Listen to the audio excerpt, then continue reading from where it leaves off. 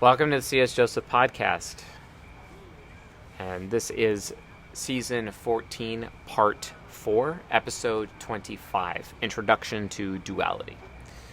Duality is this thing that Socionics talks about. It's Socionics' interpretation as to what is the highest sexual compatibility and emotional compatibility. Ultimately, their interpretation as to what is the absolute best relationship compatibility from a psychological perspective. When considering Jungian analytical psychology or psychological type, these different things need to be considered, and Socionics has a very different approach to it than most people. And this ends up causing a lot of confusion, right? Like a lot of confusion. Oftentimes, when you look at Socionics and their types, it's like, well, that person's an ILE with they have a completely different numbering and lettering system when it comes to classifying each of the 16 types and their subvariants. In my opinion, it's quite genius, actually. I think Socionics does a really great job. But Socionics, like any system out there, including, Forsyth's Dynamics, which is our system here within the ego hacker community, it lends itself to confusion. And when you're trying to, get into contact or potentially sell to all of the Myers-Briggs type indicator nerds of the world, when you're a Socionics person, or a Socionicist, I guess as we'd say, poor world Socionic society. Anyway, that guy really hates my guts for some reason. But it ends up struggling between the actual technical description and definition of what duality is versus the colloquial one, right? Socionics wasn't really when it was first created, it really wasn't able to make itself available or be adopted by the Myers-Briggs type indicator crowd out there, basically.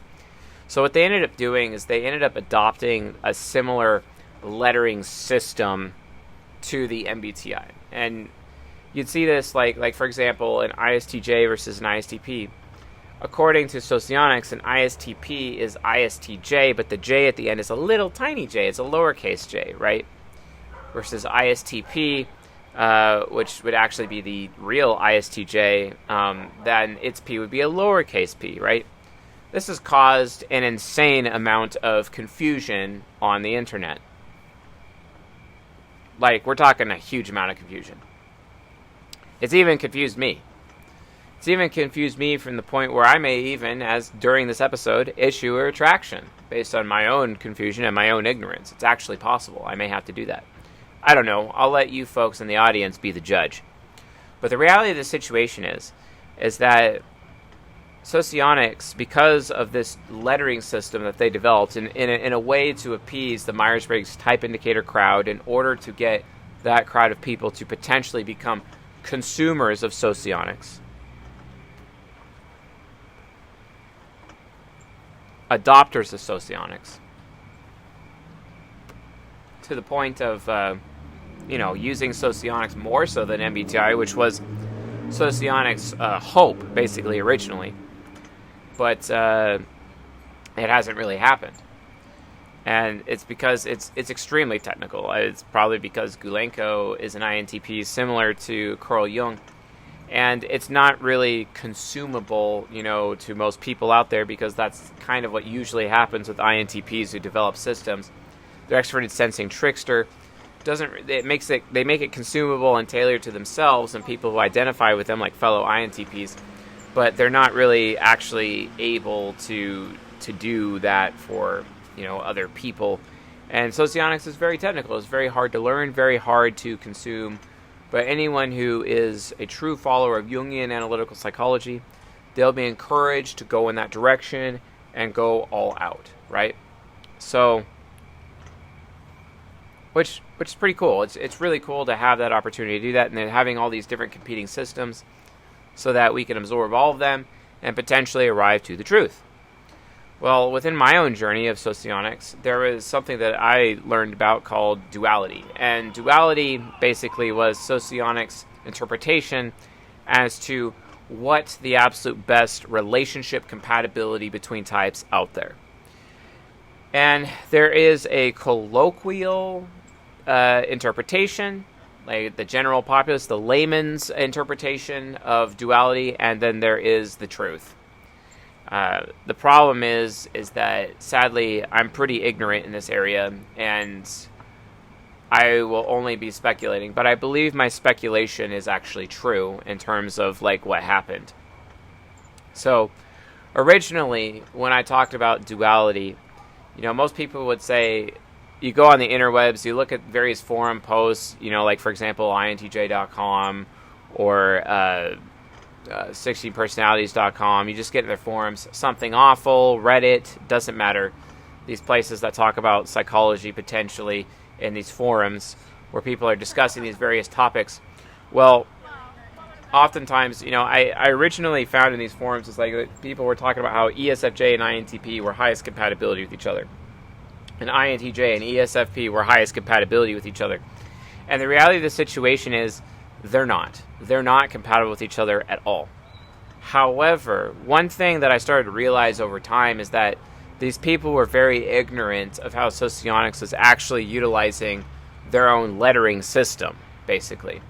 So Socionics, remember, like, for example, an ISTJ from the ego hacker community point of view, or the the C.S. Joseph point of view, even the MBTI point of view, those letters for that specific archetype, an ISTJ letters represented in Socionics would actually be ISTP with a lowercase p, right? Like I said previously. Because introverted sensing hero on the part of an ISTJ is a perceiving function. So Socionics represents that with a little p. Whereas if you look at the ISTP according to the ego hacker community, the Socionics way of interpreting those letters is ISTJ, because TI hero is a judging function. And the J is a lowercase j on the end. I'm not entirely sure these forums or these places on Quora, these people talking about Socionics, talking about duality, have that figured out. I don't think they have that correct.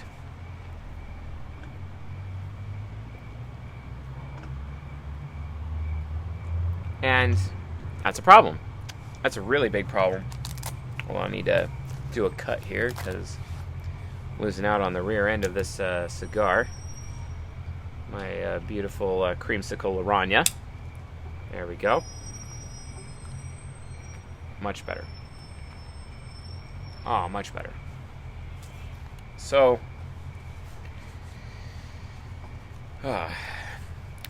based on that, there's a lot of confusion. There's so much confusion involving this, and then when you go to these forums, the confusion is just bad. It's just bad all around. You kind of just don't know what you're talking about. Every now and then you'll meet a Socionics apologist who's out there trying to tell people, no, that's not what duality is. Because a lot of people on the internet are conflating the MBTI lettering system with the Socionics lettering system, and then as a result, duality becomes misunderstood. So my theory is that the colloquial definition of duality would be what the ego hacker community would deem polar opposites. The claim that Socionics means that duality is ESTJ and INFP is the absolute best relationship out there. Best sexual relationship, best emotional compatibility. And that's categorically false. The thing is, though, is that really what Socionics is actually talking about? Is that really what it's talking about? I would venture to say that, my speculation is that the answer is no. Because when you actually look at the specific letters, if you actually are trying to stay true to the Socionics lettering formula, like we were talking about ISTJ and ISTP, right? So let's look at it for a second. Let's look at the Socionics ISTJ, which basically is the MBTI or ego hacker ISTP, right? And their ISTJ is supposed to be with an ENFP, right? An ENFP. And because it's perceiving, it would be NE hero. Well, that would, which would mean it would be a true ENFP from the ego hacker perspective. And since their version of ISTJ is the ISTP of the ego hacker perspective, that would basically mean that, based on speculation, and I actually do believe this is true, that would basically mean that a Socionics apologist would say that the bronze pairs, aka the natural relationship, is the absolute best sexual and emotional compatibility, psychologically speaking, for relationships, right? So from this perspective, if that's true, then everything I said about duality leading up to now is actually false, because I was following the colloquial or generally accepted, the layman's accepted definition of relationship compatibility according to Socionics, without actually verifying the letters, the final three letters. So this ends up creating a problem. This ends up creating a lot of confusion. And I have been a contributor to that confusion within the MBTI blogosphere, basically. This is probably one of the reasons why World Socionic Society hates my guts, or anyone attached to the Socionics community, because of this error. So, I would like to apologize to World Socionics Society. I would like to apologize to the Socionics community for getting it wrong. So, but I've gone a little bit further. I understand that, like, the natural relationship is ultimately one of two major, what we call ego intersections of compatibility between sexual compatibility and emotional compatibility. I don't entirely agree with Socionics that the natural relationship, aka the bronze pair, is the absolutely best relationship compatibility out there.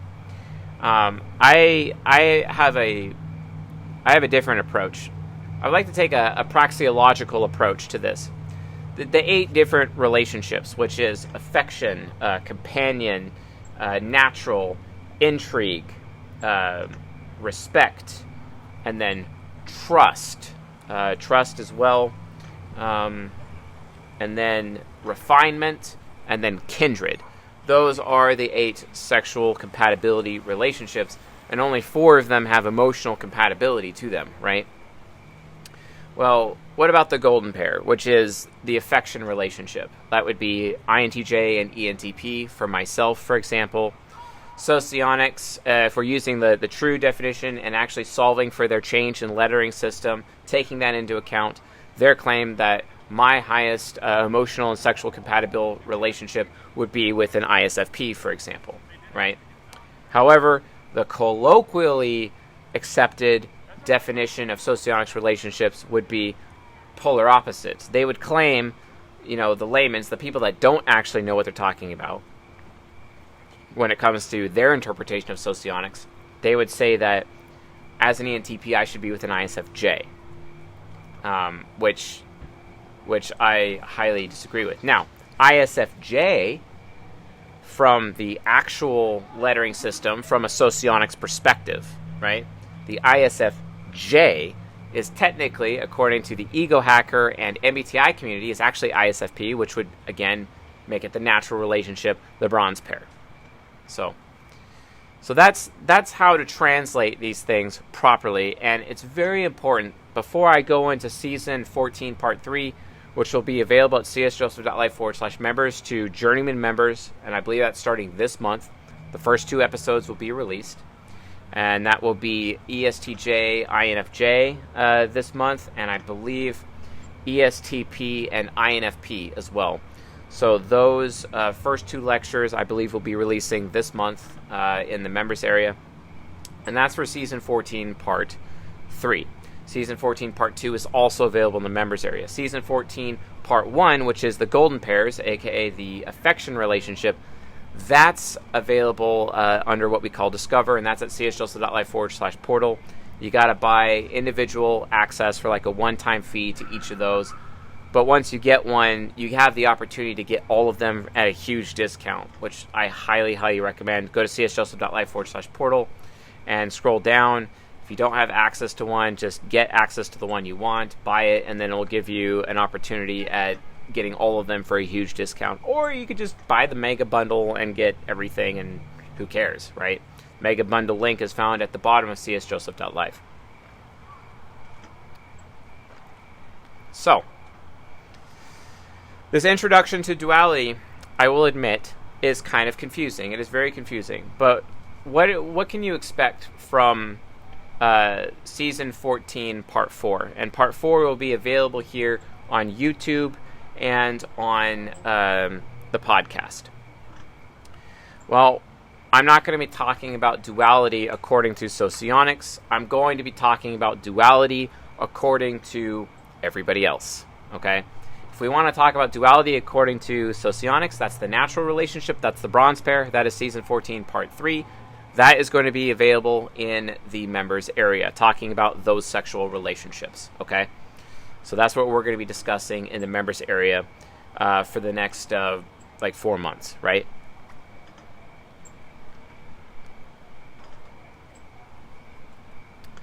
So, yeah, it's mega confusing because of all this. But, it's partly my fault. It's partly my fault because I got confused, and then I made an assumption, and I never really gave World Socionics Society or some of the other Socionics apologists out there the opportunity. I TE critiqued them. I didn't listen to them. Had I listened to them, this confusion wouldn't be here, and I wouldn't be doing this to the ego hacker community. It's all my fault. I take full responsibility for it. It's not often that I issue a retraction, but it happens, and this episode is literally for that purpose. It is for issuing a retraction. I apologize for the confusion. I also apologize for any day that I may have alienated anyone within the Socionics community over this particular issue. And I was wrong. I was really wrong about it. My bad. So what we're going to be doing from now on is making this distinction for the ego hacker community so that there isn't any confusion moving forward. I think this distinction is very important, and I think because of this, we can finally get to a point where we're understanding what we're actually talking about for everybody.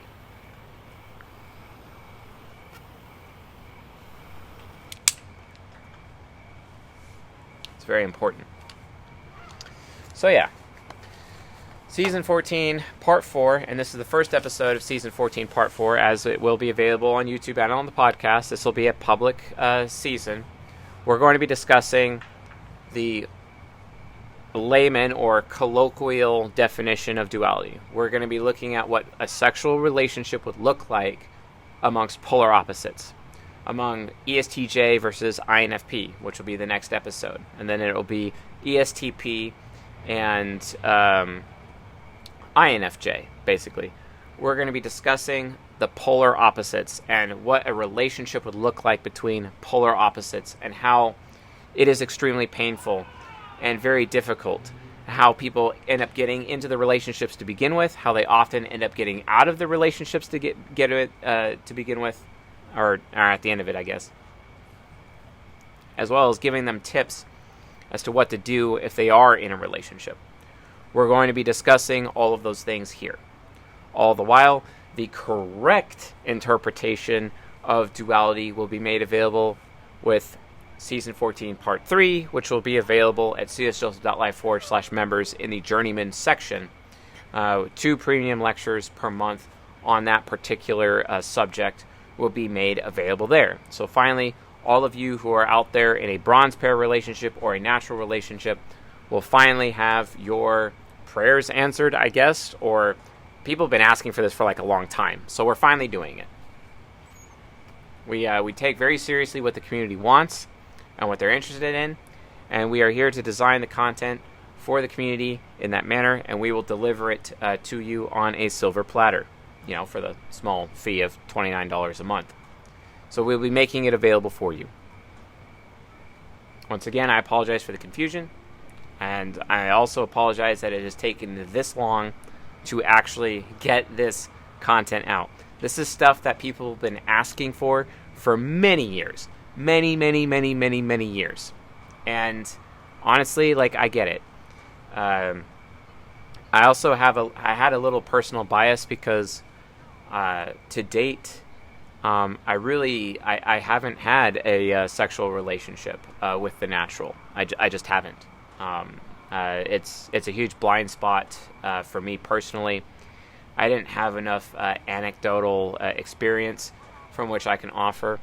However, there's enough people in my inner circle now who do have those relationships, who are providing me with information and their own anecdotes, as well as additional stored up observations of mine of other people in relationships over time, where I am confident at last to be able to deliver this content accurately and wholly so that you all can get the information that you're looking for and ultimately have a good experience.